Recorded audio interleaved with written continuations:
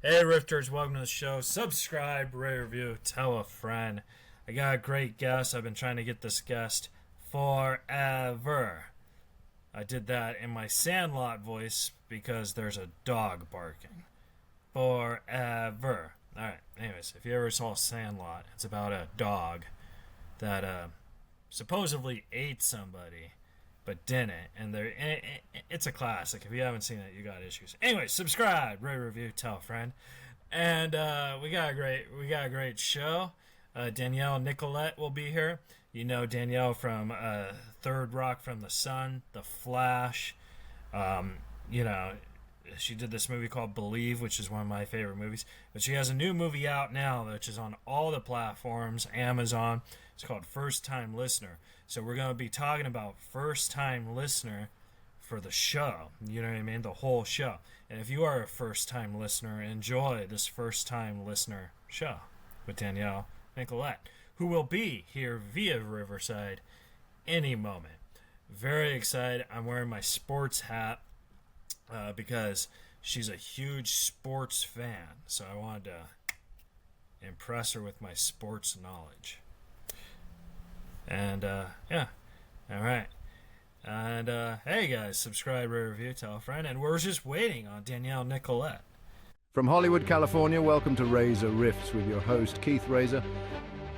Hey, Rifters, welcome to the show. Subscribe, rate, review. We got a great show.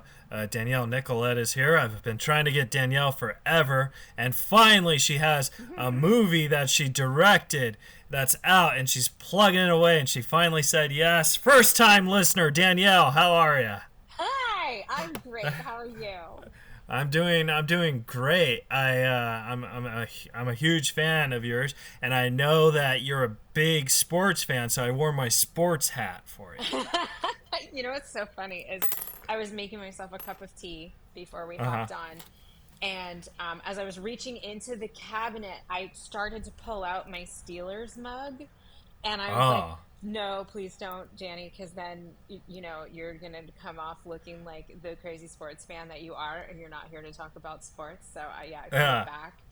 And then I just realized I accidentally pulled out a Flash mug, so that's maybe oh my God. On the nose for me. Well, after that cup, if your refill wants to go on the Steelers, it's totally cool. Okay, good. Yeah, but no, I had a very interesting day because I had like another interview earlier and the internet went out, so I had to call Spectrum, and I was like, listen, you mofos, because I'm trying to be polite, Right, yeah, you kept it real sweet. Yeah, I was like, I'm about to interview Danielle Nicolet in like 20 minutes. This can't happen because I've been trying to get her forever. If this happens, I'm like going to throw a BF, you know what I mean? Like, I was just and then were they like, oh, who's Danielle Nicolet? No, they were like, no, it was so funny because the guy was like, really? I was like, yeah, I have a podcast. They're like, what podcast? And then I told him Reza Rifts, and he's like, wait, I have listened to you before, so he was kind of really nice. Oh, shout out to Spectrum Guy. Yeah, but, it's shout out to Spectrum Guy, but we got to get a new internet company. Wow. Well, shout out to Spectrum Guy, at least. Yeah. I'm thinking about going back to AOL. You've got mail. I love it. I know. I'm going to go. I'll tell you what. I will dig up my old Hotmail email account. Yeah. Or maybe my Earthlink one, and then I'll send you messages from there on your AOL internet connection, and in about a year from now, you'll receive it. Oh, that would be fantastic. Yeah. I'll be excited. My AOL is, hi, my name is Keith 714.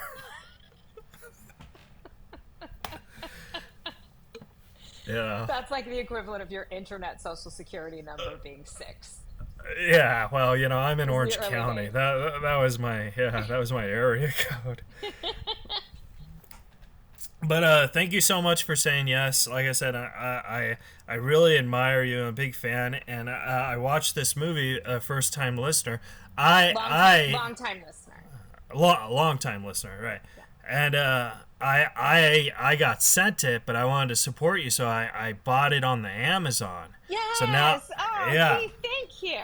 Yeah. So I bought it. And I really liked it because, you know, I'm in the podcasting game too. I'm not in a studio where I have, you know, Lyric Bent editing my stuff. But I mean, who is? Am I right? yeah. But I wanted to ask you because I know you didn't write the script. So like, how did the script come into your corner where you're like, all right, I'm acting and directing, because I feel you had more power into it than, you know, just a director. You know what I mean? Yeah, yeah. Well, so the confluence of events was the production company who made this film, Green Apple.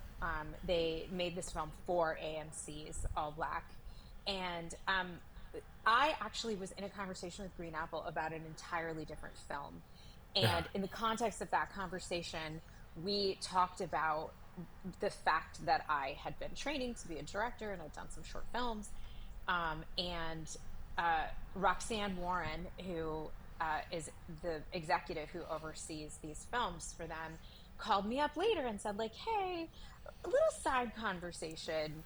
What do you think about this? And she told me about this 4-picture deal that Green Apple has put together with AMC, and about what was, I thought, one of the coolest elements of it, which was they had made a commitment to say, like, we know that we make films that are for predominantly African American audiences, and we know that African American women are the strongest audience base for us and over at AMC All Black, and so we really want a Black female director for this Yeah. film.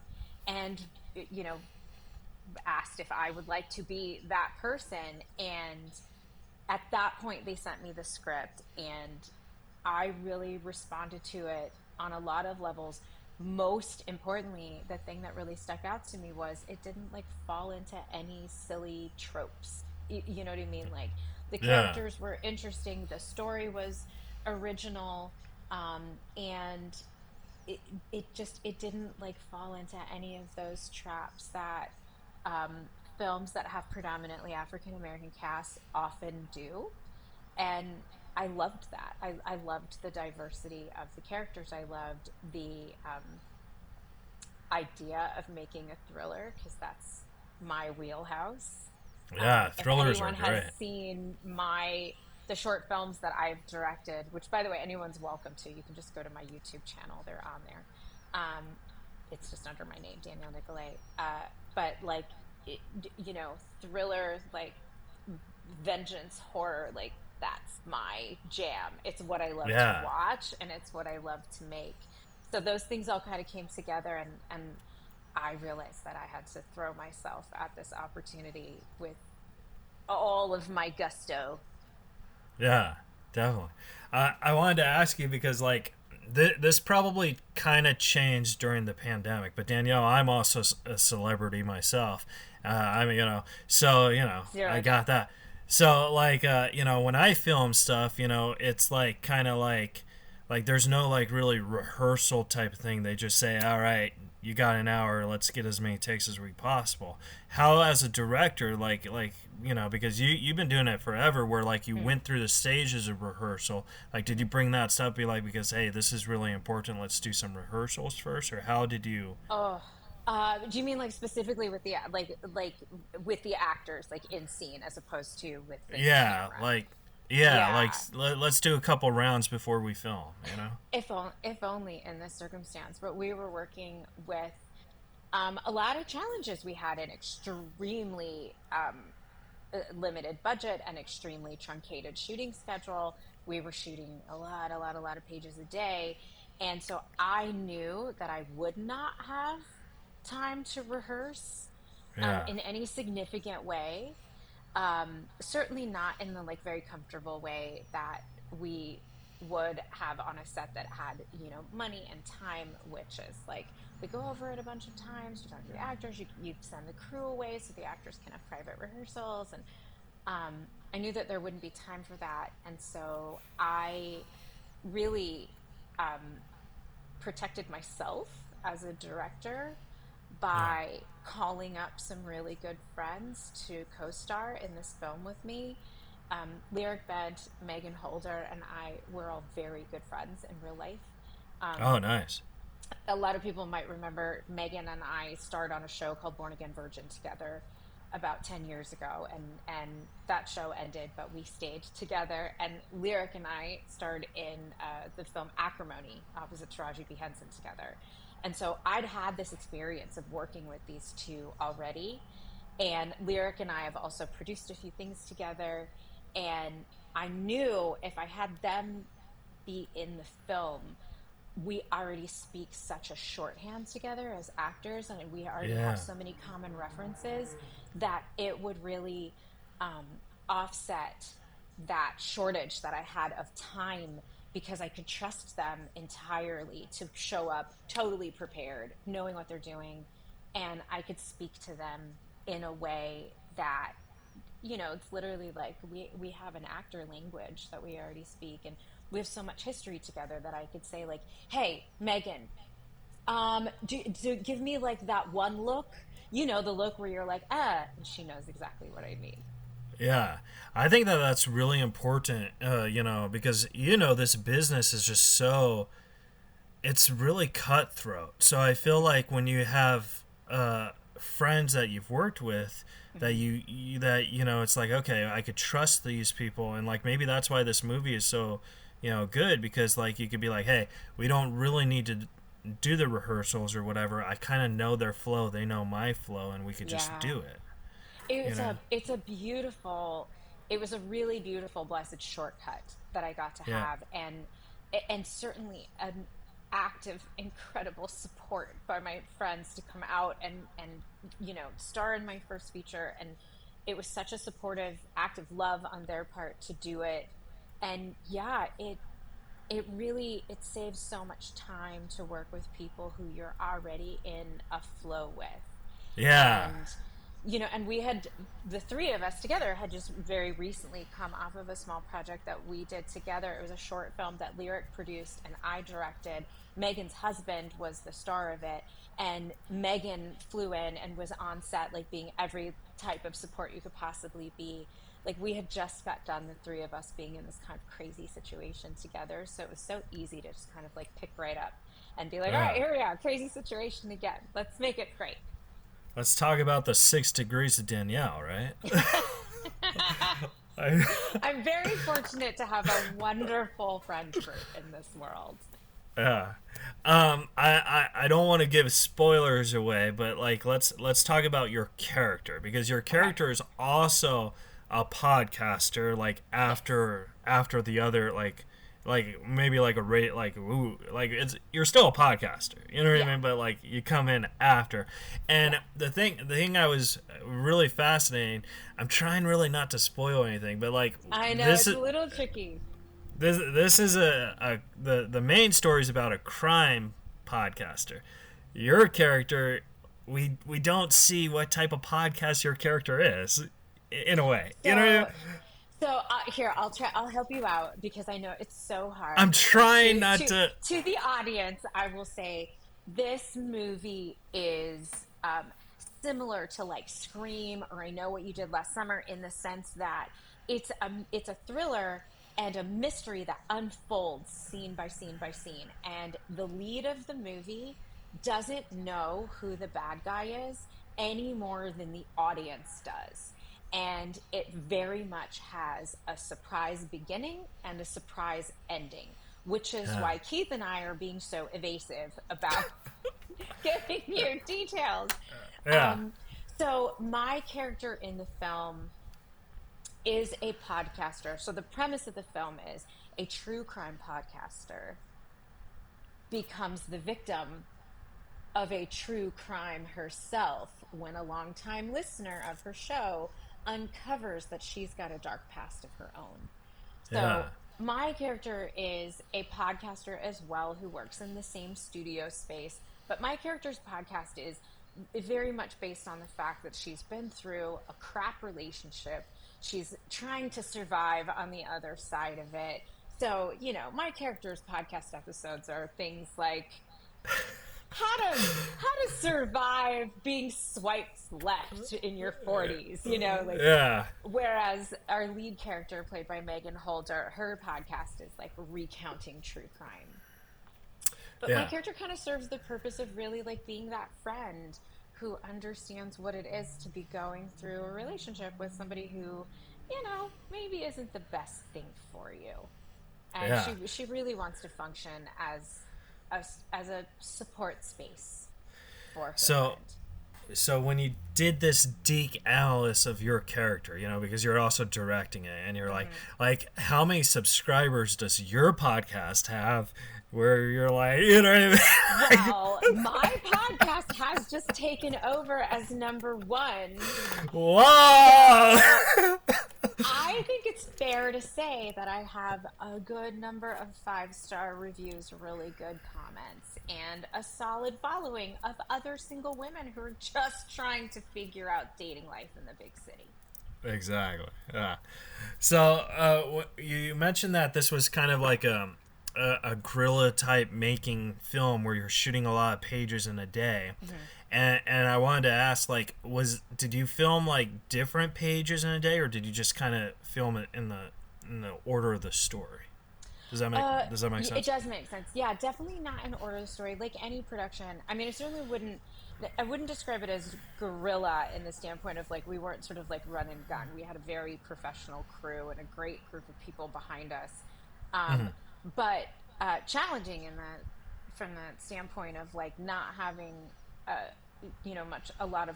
large budget to work with or a long schedule, but in that sense very consistent with any other production in that it's all very location based. So like what you're shooting is dependent on the location that you're shooting in. So all the stuff in the movie that takes place in the podcast studio and the offices and green room space and all of that surrounding it. So all of that was shot over the course of a few days, where we had a sound stage. There's a great studio lot we shot in Baton Rouge called Center Studios, and we were so lucky because they had a soundstage that already literally had a podcast studio built. Oh, nice. Yeah, so I know the podcast studio looks so cool, and it's like, I mean, between the fact that we had that to work with and we had this incredible production designer, Anastasia Adsenvadze, she like turned that into the dopest podcast space one could ever imagine. Yeah. So like it sounds like, because like when people like direct and because you're also a star, it sounds like this was such a great first time experience for you directing. It was. I'm not gonna lie, it was the hardest thing I've ever done, but it was also the most rewarding thing I've ever done. And I really felt like, gosh, the learning curve to be a director is so steep, and there comes a point where like if given the opportunity, you have to just try to rise to the occasion. And I tried to bring all of the knowledge that I've ever swept up throughout a lifetime of being an actor, and what I enjoyed on set, what I found challenging on set, and all of the mentorship that I've been given. And it was really it was very cool to be able to have a vision for something. I know I didn't write the script, but I did have like a very specific vision about like what it was going to look like visually, and like what the tone and tenor of it was going to be. And the most crazy, like rewarding thing has been reading reviews and having reviewers make film references and like see that they got what I was going for. References of like directors that I've studied and that I just worship. And there are moments in the film that I intended them to be like an homage to, Alfred Hitchcock or Billy Wilder. And for reviewers to see the film and make those references, it just feels like, wow, I couldn't feel happier and more grateful. That's what I was going to say, because you mentioned earlier that the tone of it is kind of screamy. I know what you did last summer, but I was going to kind of argue that I kind of got more of a Hitchcock feel. You know what I mean? So I didn't want to say that because I was maybe. I think script wise, yeah, that's where it's like screaming. I know what you did last summer from that standpoint of the audience doesn't have any more answers than the lead of the movie does. Yeah. And so like the audience is kind of on the ride with the lead. And so script wise, definitely that. But visually, yeah, I really, I'm a huge old movie fan, always have been. And Hitchcock has always been my favorite. And Hitchcock's ability to build tension and create a thriller that is genuinely scary but also not gory, because I was, you know, I received this script and I had to build a world that wasn't a bloody one. You know, this isn't a horror movie, it's not a gory film, it's a thriller, and I wanted it to be tense and frightening, but you know, not have those elements to kind of like fall into. And so yeah, I took a lot of inspiration from Alfred Hitchcock, a lot of inspiration from Billy Wilder and like old, you know, kind of classic thrillers, like when you weren't allowed to have gore, but you had to find a way to scare the audience. For sure. And you know, I would agree with you. It's not really a gory film, and I'm kind of trying not to like spoil anything, but there is some blood, and I wanted to ask like how like, you know, because you know, blood is a big you know, it's a big bill to pay off. You know what I mean? I wanted to ask, like, as a director, like, is there any secrets you kind of trimmed on that? You know what I mean? Like, or did you just say we need real blood? Not real blood. Okay. No one was harmed in the making of this. No, yeah, but you know what I mean. Yeah, no, it really, I was so fortunate with this production company, and I had a producer, Joe Narode, who was on set every second. And like, if we needed it, he made it happen. And yeah, you know, there are points, without giving away, I mean, it's not giving anything away to tell the audience that, look, you know, people die in this movie. People die throughout the movie. People die in real life. What are you gonna do? But you know, there are times, there were certain scenes that there needed to be blood for that, and yeah, if I needed it and I felt like you needed it visually, I had producers that came through and were like, we make it happen. And I also wanted to ask you one more question as a director. When you're directing a scene, you know, because you said yourself you didn't write the script, so there's already a script. As a director, did you ever feel like there were certain moments that maybe you had to like trim a line from the script to get the story moving, or like how, or is that an editor thing? No, that's an on-set thing, and yeah, it's kind of that's a like kind of a constant thing. Once like a scene on a page might read perfectly, and then you get it on its feet with the actors and you realize that a certain part of it maybe drags, or there's maybe not enough information there, or the actors, it's like the way something is written isn't just part of their kind of natural cadence or what they're bringing to the character, and so you have to be really flexible on the day and know that there are going to be changes. Yeah, that's awesome. Now, my last question about long-time listener, and because a long-time listener is very, very scary, and I wanted to ask you, like, as a director, did you tell the long-time listener, like, hey, this is how you gotta be scary? Like how do you direct this person into being scary? Does that make sense? It does, and the funniest is, if you heard me on set, it would not be scary at all. Yeah. You know, you have this person who kind of can't possibly know what you're going for visually, and I'm on the other side of a monitor. And if you watch the film, this gives nothing away to say this. If you watch the film, I very deliberately built in a lot of visuals that you may or may not catch on the first watch, right? Yeah. So on the first watch, you're just like figuring out who the bad guy is. And then you go back on the second watch and you'll see that I actually left quite a lot of clues. Right.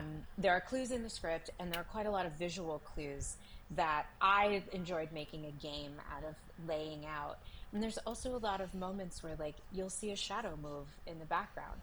Was that a person? Was that the longtime listener? Is someone really after you, or no? So I did have an actor who was being that body in the background, and poor guy, like he just didn't totally understand all the time what I was going for. And so you would just be on set hearing me yell, swoop, swoop, swoop. Yeah. And that means like, duck away, hide, duck back around to whatever corner. And so, yeah, it might look scary on screen, but in real life, everybody was just running around going, swoop.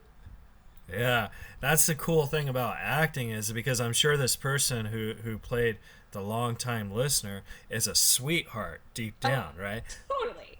Right, but you're like yelling at this person. You're like, you gotta be mean. You gotta be, and you're like, knife higher. Yeah, exactly. Oh man, but this is such a great film, and like you said, there's a, it's one of those films where you do gotta watch a couple times just to get like all, because like it throws you in different directions. Like you could make a guess, and then at the end you could be like, fuck, I was wrong. Yep, that's the plan. That's my great hope, is that you think you know who it is and you're wrong. And I'll give one clue, which doesn't totally give anything away, but is worth taking a look at. So one sort of more obvious clue that I left for anyone watching it is like the whiteboard in the green room has a lot of information on it. Like there's a reason it's kind of featured oftentimes when people are talking in that space. Yeah. Is this going to be like, the new trilogy, you know what I mean? The new long time listener. I mean, one hopes so. It's gonna blow up, right? It's gonna be like, one hopes so. I mean, there's plenty of podcasts out there, plenty of podcast hosts to chase. Yeah, awesome. Well, this was a great movie. I did have I wanted to respect the movie, but I did have 3 other questions about your career that doesn't. I was wondering, can I ask those, or can I? Of course, ask away. Okay, cool. Because I was I wanted to ask you about Loaded Weapon 1, because I think because Danielle, I don't know if I told you this, but I'm a celebrity myself, and I do stand-up comedy, so that's kind of like my, and I think Loaded Weapon 1 is one of the funniest comedies of all time. Oh my gosh, I love to hear that. That's so awesome. So I wanted to ask that because, you're a young actor. You're working. Did you want to know about it? Did you get the jokes when they were doing it, or were you too young where you're like, I don't know why I'm? No, I totally got the jokes. I loved every second of it. So Loaded Weapon was my first movie. It's literally my first movie. Yeah. And oh my gosh, I have the most positive memories of that experience. Everyone was so wonderful. And most of all, Samuel L. Jackson was the most wonderful. Oh, nice. And so, true story. Sam Jackson probably has no idea that he had this effect on my life. And he probably doesn't even remember doing this. But so, at the time, I was on a show called Family Matters. And I'd had a really tough experience on that show. I'd had a director that was I was just a kid. And I had this director who was super, super, super mean to me. So bad that I thought maybe I didn't want to be an actor anymore. I've had that experience too. It's terrible. Especially when you're a kid. It's Yeah. And he was physical with me, oh my God. He yelled at me, and he said terrible things, and I don't know, I'm 16, and so I had this terrible experience, and I didn't know if I wanted to continue to be an actor, and then I booked Loaded Weapon, and two will come one of these days, and so I start, working on this movie, and I'm super nervous, and I'm thinking that all sets are terrible and everyone's mean, because the only show I'd been on at that point was with this awful director. And then Samuel L. Jackson is the nicest human on earth. Yeah. And so was Estevez, so was the director. Amelia was amazing. So was the director, so was Beverly Johnson, who played my mom. Everyone was so kind.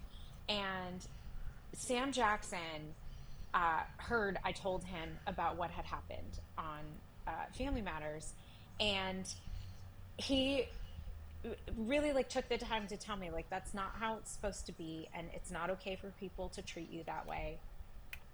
And he was like, I'm gonna keep an eye out for you, like I just, I want to make sure you're all right. Oh And my God. I was like, sure, he's gonna keep an eye out for me, sure he is. Well, that's so nice, like, but of course. And then also like massive flashback for the audience, right after Loaded Weapon, I did a mini series called The Jacksons, An American Dream. Huh. And so my first day working on that mini series, a couple of months later, who strolls onto the set but Samuel L. Jackson, because he just wanted to make sure that I was doing okay, and he meant it about like looking out for me, and because he knew I didn't have parents, right? And so like he hung out for hours like just to make sure that I was having a good first day on this other job that I hadn't even told him I'd booked.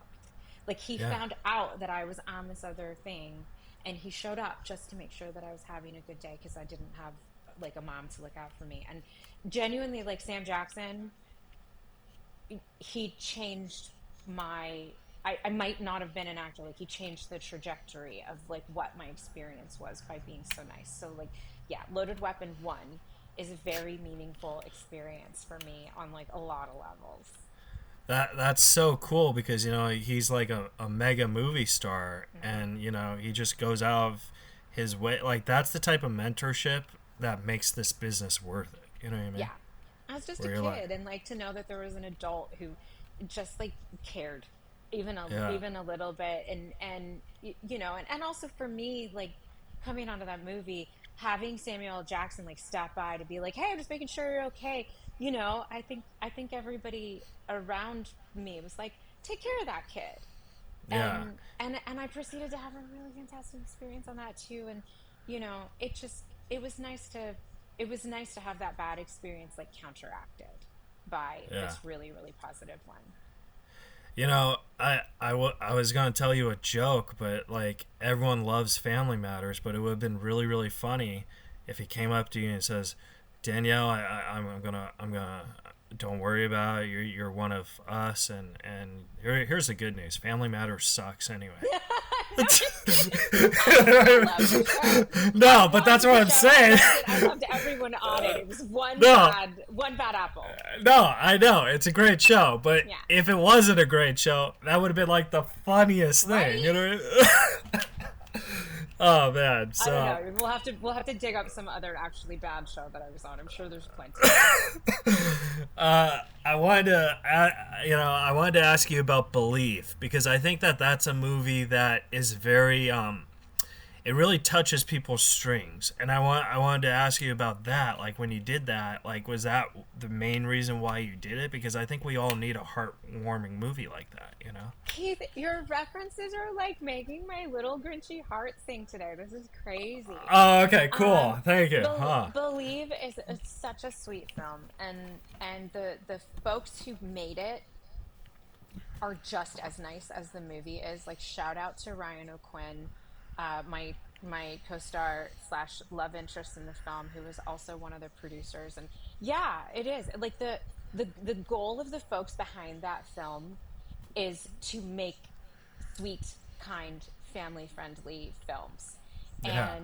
And they do such a good job of it. They really do. And I think it's because they're genuinely good people. And the truth of who they are like makes its way onto the page and into the film. Yeah, it's for those who don't know, it's a very, very sweet Christmas movie that I believe is on Netflix. And yeah, it's just like a sweet, feel-good movie about like good people doing good things. Yeah, I like thrillers, and I like good movies, like good-hearted films, which is very weird because they're two different totally. No, I'm exactly the same. I'm like I want to cry from happy, and then I also want to have like my pants scared off. It's like so strange. And then I have two more questions. I apologize. I really want to respect your. Okay. I wanted to ask you about when you were on Third Rock from the Sun. The because that's a sitcom, and like that's more like hey, we're playing for the laughs type thing, and on a sitcom you refilm the entire episode like 10 times in like 4 hours, with a live audience. And I wanted to know, like, how is that experience like with you, because you've done other sitcoms, but on this one you're like one of the main people, you know what I mean? You have a lot of scenes. Gosh, my whole early career was predominantly on sitcoms, and so I mean, if you want the honest answer, it's terrifying. Yeah. It's terrifying. Like and that's probably why it's a good, like, it has you so amped up that every bone in your body is like, you better be funny, and you better be funny right now, because you have an audience there, and you could have been rehearsing all week a gag, and when you're rehearsing throughout the week, your audience is the writers, and then the writers and the studio executives, and then the writer studio executives and the network executives, right? So it's sort of like your audience in rehearsal kind of grows throughout the week. But then finally you get to the filming day, and you have a real audience of real people. There's 250 people that are watching, and what everyone might have thought was funny all week long can just be a lead balloon in front of that crowd. And so like on the fly, the writers have to come up with new punchlines, and they'll run up and say, okay, try this, say it like this, try that, say it like that.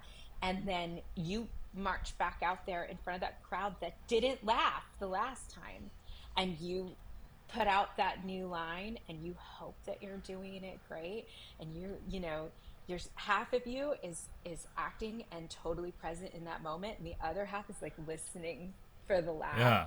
And when you get it, you just like no better you just feeling. Sparkle all over. Yeah. Yeah. But then when you don't get it, you're like, ah. Yeah. When you don't get it, you just sort of like pick your self-esteem up out of your shoes, and you try and just like put that back on, and then you gotta like shake it off, and then they give you a new line, and you try again. Yeah. Oh my! I know how that feels, because I do stand-up comedy, and like you know better than anybody. Yeah, but I mean, I don't do sitcoms or whatever. But like, so like, I'll give you an example. Like, I had this girlfriend, and she's like, "You're the funniest guy in the world." I was like, "Oh, thank you." So then we become boyfriend and girlfriend, and then like the next week I had a show, and I ate shit. Oh, like, was it terrible? It was in front of her, and she's like, "You weren't that funny," and we kind of broke up. And I was like, no. "Listen, there's other things about being funny, you know what I mean? And plus, you're here, so I can't really talk about the craziness you're doing, you know what I mean?" You're my whole set. Without you here, exactly. We would have broken up anyway if you heard the real set. But no, that's why stand-up comedians are so good at sitcoms. It's why so many sitcoms are built around stand-ups, because you have that like fearlessness that you can go out there and you can lay that material down, and if people don't respond to it the way that your mind works, like you're so quick to like come up with what the next funny option is, and your skin is thick enough, right? Yeah. From having the experience where like it didn't land, that you're able to just like keep on trucking. Like stand-ups are the absolute best at sitcom. Absolutely. Yeah. Oh man, I really want to respect your time, but I've been trying to get you for years. I have more questions. I blocked out the hour. Oh, okay, cool. All right, excellent.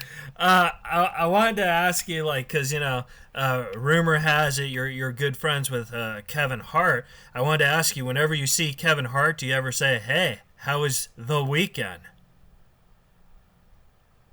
No. You don't talk about the weekend? Got you. You're not the only one that does comedy, Keith.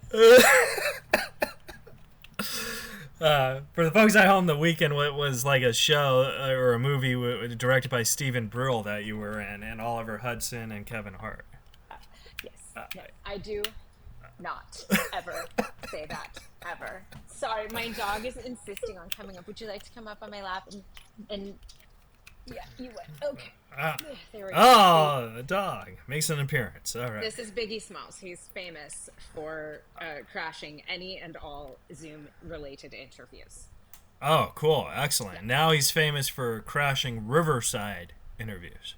Well, if you want to be technical, yeah. Okay. I'm sorry, that weekend joke was bad. But listen, if you're gonna play the comedy, I'm gonna play it back. This is how this goes. Punch, counter punch. No, yeah, but you were directed by Stephen Brill, who's a great comedy writer, and I wanted to ask what was that like? Because like Fantastic. a lot. Really? Okay. Yeah. I mean, you want to talk about like somebody who comes up with funny on the fly. Stephen knows comedy inside and out, and even just like the tiniest little beat, he'll find something in there. And like for me, as an actor, my favorite thing about performing comedy is I love like mining little beats that are unwritten. Like I like mining the beats that are in between the lines. Yeah. And Brill is like out of this world at that. And he's also so good at like watching you perform a scene. You know, he'll watch two actors perform a scene together, and once it's on its feet with the actors, he comes up with a whole nother set of hilarity that he throws in there, because he's like, oh, now that I've seen you do it, this will be even funnier coming out of your mouth. You know, there's a really fun scene in the weekend between myself and Justina Machado, who is obviously a hilarious and fantastic actress, but her character, like her wardrobe, she's wearing culottes, you know, like short pants, and I've never seen anyone like Stephen mind so much comedy out of the word culotte. It's amazing. Yeah. Well, yeah, that for the folks at home, that's one you got to search in the archives for, because that's yeah, it's out there somewhere. Yeah. I wanted to ask you about this isn't really about the show X-Men, but like when you record an episode, like how long are you in a recording studio when you do voice acting? That is totally dependent on what you're recording. Okay. So, like, if you're recording a video game, the max is going to be like 4 hours. Okay. And that's usually because with video game stuff, talk about comedy. Video game, you have, if you're playing Call of Duty, you have all the scenes and the actors that you see in the motion capture, like they all acted, right? And you're watching them figure out what we're going to do about the zombies. But there's also all the stuff you don't think about, which is what's called in-game, and that's every time somebody gets punched, shoots a gun, falls out of a window, dies, is almost dying, everything like that you can imagine, the actors have to voice that as well. Yeah. So there's a limit to like how much your voice can take. You can only scream because you're jumping out of a burning building so many times. Yeah. So those sessions are quite limited, and they usually end with like the screamy stuff. Yeah. And like the efforts, they're called, when you're getting punched or receiving the punch, it's like, ooh. I know, it's hilarious to watch. But do you do that in a studio, or do you do it at home and then send it in? No, you do it at a studio. There's like two quite specific studios in Los Angeles in particular that like almost everything is done in. And then if you're doing like an animated series, then those sessions can be as long as 8 hours.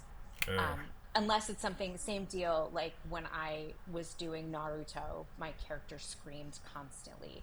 And so those sessions, because my character literally screamed almost every line, those sessions are like 2 hours.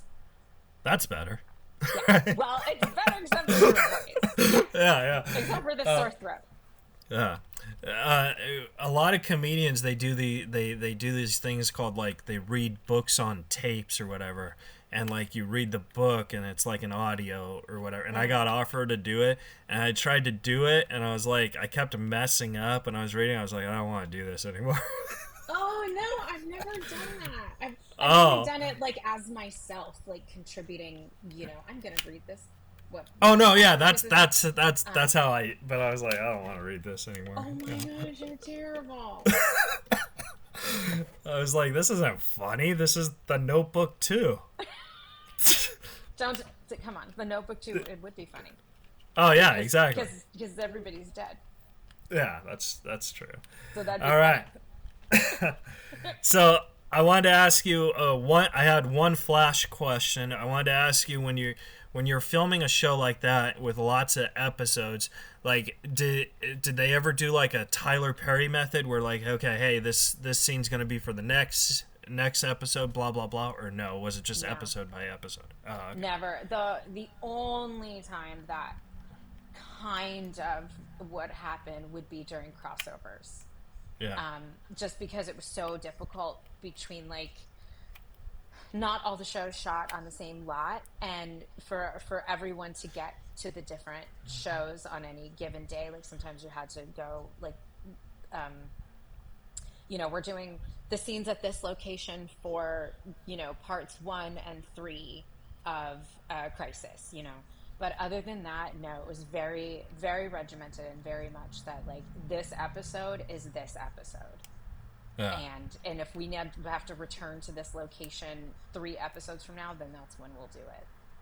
Oh, cool. Yeah. Because like that's pretty cool, because like I feel like in a movie it's different where you could jump around because you kind of know where your character ends up, but on a show you never know, like because seasons or whatever, you never know, like, so like it's kind of and things on a show like The Flash, things don't change on the fly in the same way that they would with, like we were talking about, on a sitcom. Like lines don't just change quite suddenly, and storylines don't change. Like on a sitcom, if it feels to the writers as the week is progressing like a scene isn't working or a particular like storyline isn't playing right, very much like it can get totally rewritten midweek, and you just sort of as an actor wake up in the morning and there's pages and you go, oh, that scene isn't there anymore, and there's this whole new scene with a new character.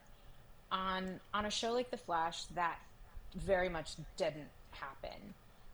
You very rarely get changes. There's so many elements involved between like the comics themselves, the writing room, the studio, the network, and everyone's input that like, every episode was kind of going to be what it was going to be. Yeah. All right. So these questions, Danielle, they're really, really fast answers, so I could probably nail a couple. Okay. Here we go. So Danielle, if you were an ice cream flavor like a Ben & Jerry's brand, and you could be any type of ice cream you want and name whatever you want, what kind of name would you be? Oh, fuck. Like, hang on. Would it be Hold chocolate s'mores? I mean, my first answer was going to be butter pecan, because, Oh, okay. Butter pecan. Okay. Yeah, because it's delicious, and I hate chocolate, so. Okay. Butter pecan. Yeah. And what would the cool name be? Would it be? What would be my ice cream stripper name? Let's see. How do you do the stripper name thing? Your childhood home. Childhood? I don't know. I'm not a stripper, but I What? I've heard from other strippers. It's just the middle name. Okay, let's see. And I was like, really? Your middle name's Cinnamon? Very weird. That's so funny, because my middle name is Toast Crunch. So there we go. Cinnamon Toast Crunch ice cream. Yeah. It's French. Don't worry about it. Oh, okay, cool. Okay, we gotta come up with a great name for this. How about long-time listener enjoyment? Oh, that sounds like it could be dirty. How about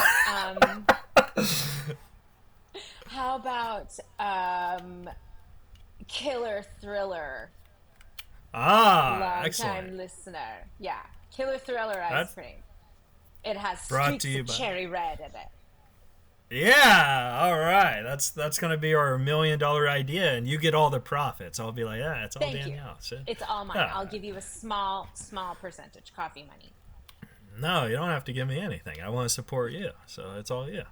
Okay, so second question. On a scale 1 through 10, how great was Reza Rifts? This is a producer question. 11T. Oh, excellent. All right, cool. Yeah. Ha ha. All right.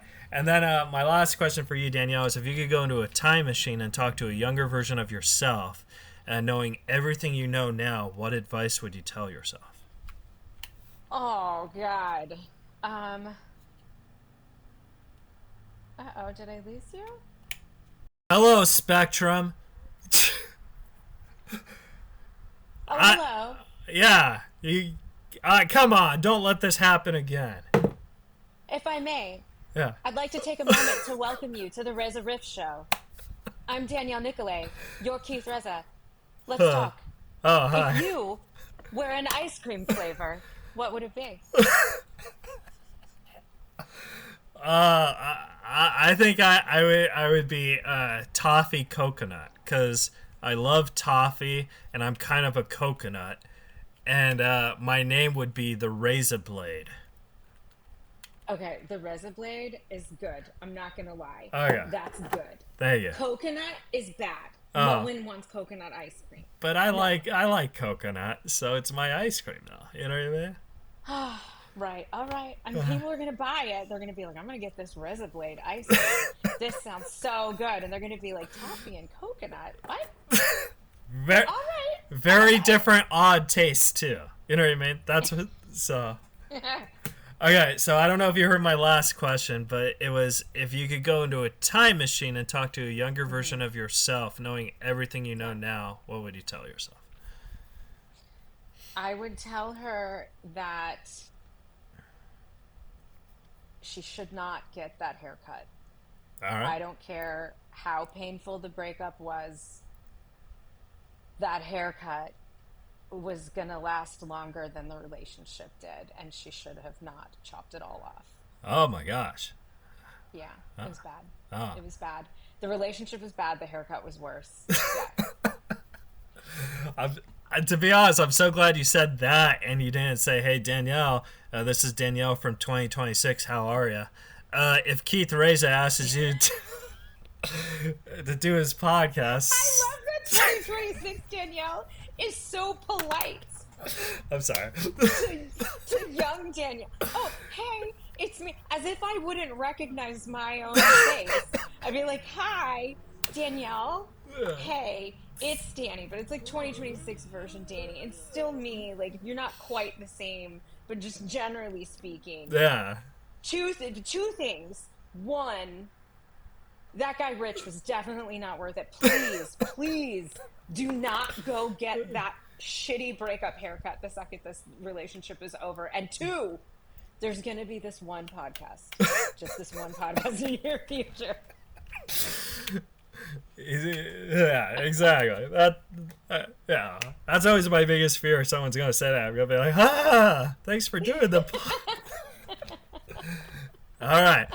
So, longtime listener is on Amazon. It's on other streaming and stuff. People should rent it, buy it, and support you. And this was honestly such an honor to interview you. Like I said, I've been trying to get you for a long time, and I love this film. And thank you so much for saying yes. I really, really do appreciate you. It's been my pleasure. This has been so much fun. I appreciate you. This is so great, and I appreciate you buying the movie. Oh yeah, please, yeah, everyone, you got rent and buy the movie. The thing that sucks though about buying online, and I'm not trying to knock it, but like if I see you at a Comic-Con or whatever, I can't have you sign it. You know what I mean? This is true. You have to like actually order a DVD from Amazon, which, by the way, you can do if anyone wants to. You could do that? Find them at any cons.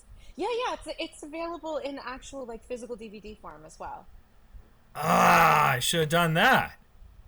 Because you know it's now on my TV, so I could just. But like whenever I see, I could just be like, oh hey Danielle, look what I got.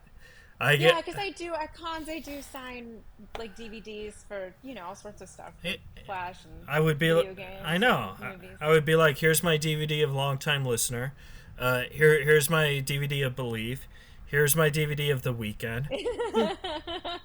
Well, what I could do is just sign your phone. Oh, that'd be great.